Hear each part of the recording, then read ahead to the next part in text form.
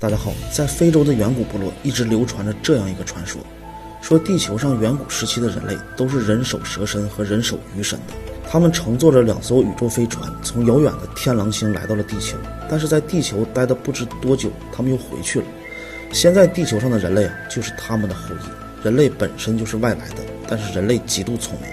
会使用工具，所以成为了食物链的顶端。今天这个故事，我们要从非洲的这个远古部落开始说起。多贡族，多贡人的传说第一次走进大众的视野，是一部叫做《天狼星之谜》的书横空出世。而这本书的作者叫做罗伯特·坦普尔，这个人呢可大有来头。他不仅是中国清华大学科学技术和社会研究中心的教授，同时也是美国肯塔基路易维尔大学的人文学科学史的教授，他还是英国皇家天文学的会员。而就是这么一个人，他竟然能告诉你说我们人类本来就是外星人，是很久以前天狼星来的。而多贡族虽然年代久远，发展缓慢，至今还是一个原始部落的状态，但是他们却能把肉眼无法观测到的天狼星的伴星给讲出来，这就很匪夷所思了。因为天狼星它确实是一个双星系统，其中有一颗小的就是天狼星的伴星，甚至他们还知道天狼星伴星的运行周期为50年，这与实际的误差只有14天到47天的样子，并且伴星它非常的暗淡，必须使用我们现在最先进的天文望远镜才可以观测得到。而这个远古的多贡族它是如何知道的呢？这成为了一个谜团。在我们中国古代，我们都知道是60年为一个甲子，就是天干和地支组合的一个搭配的一个轮回。但是天干地支是上古时期三皇五帝的皇帝派人编写的，这个呢也都是猜测，同时也没有人能够说清楚一个甲子就是一个运势的周期。我们的古人易经大家感兴趣可以来我的粉丝群免费领取一份我的笔记和课程。然而巧就巧在呢，多贡族的文化当中，他们也有一个以60年为一个周期的仪式。参加这个仪式的人必须学会一种特殊的语言，其内容呢大概就是宇宙的创造、人生的故事以及地球上生死这种到来，都会用这种秘密的语言进行讲述。这其中就包括一条，在远古的时候有一种半人半鱼的生物从天狼星来到了地球这样的一个传说，并且来到地球见过多贡族部落最古老的祖先，他们还在一起生活过。多贡族一直以来对天狼星的天文知识就是来自于数千年前造访地球的天狼星。我们神话中的伏羲、女娲等等神话中的人物都是天狼星人，而易经最初的源头也是天狼星人留给我们人类的智慧。大家感兴趣见评论区，我们下期再见。神秘的多贡族一直流传着这样一个传说，说人类并不是地球的原住民，而是很久以前天狼星来了很多人首蛇身和人首鱼身的人，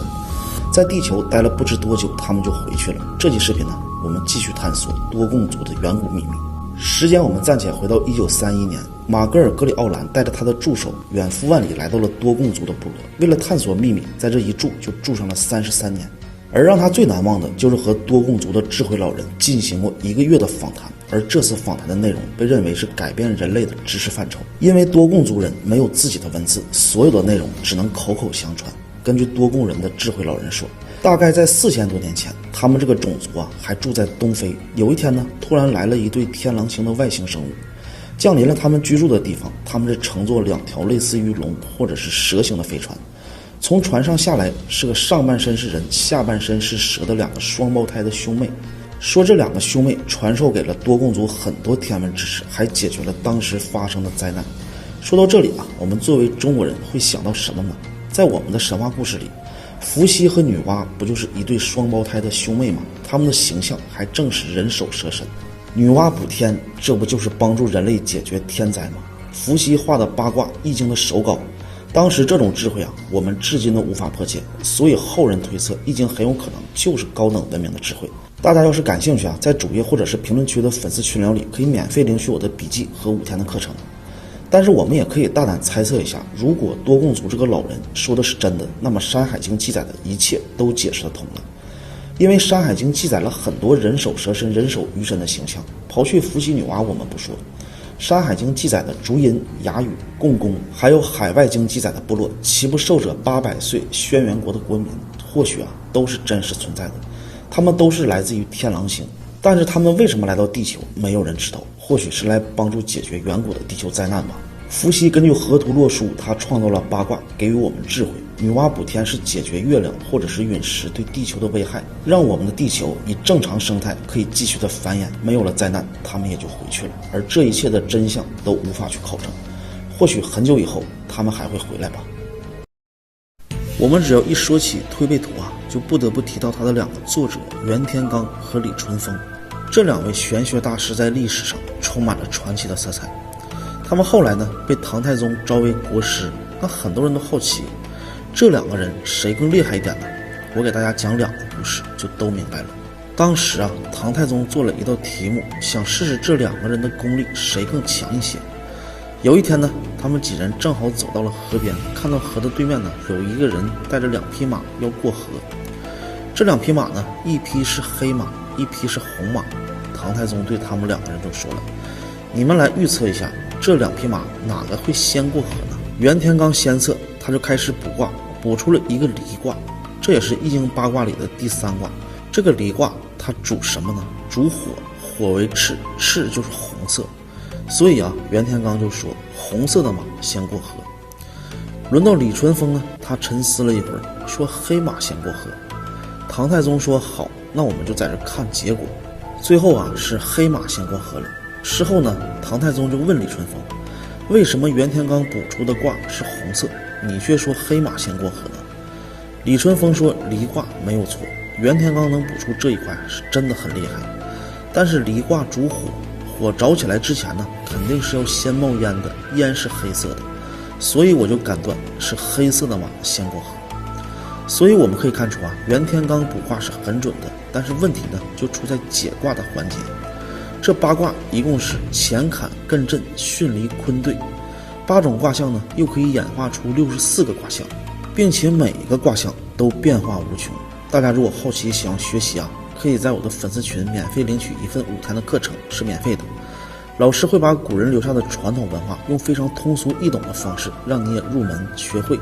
还会给你很多关于易经各个门派的资料文档。好，我们再来看第2个故事。还有一次比拼，就是乾陵的选址。当时唐高宗一上任，他就要选帝王的陵墓，所以就请来了袁天罡和李淳风这2个人帮忙选一下合适的位置。李淳风先去看的，他说有一个地方风水非常的不错，叫做梁山，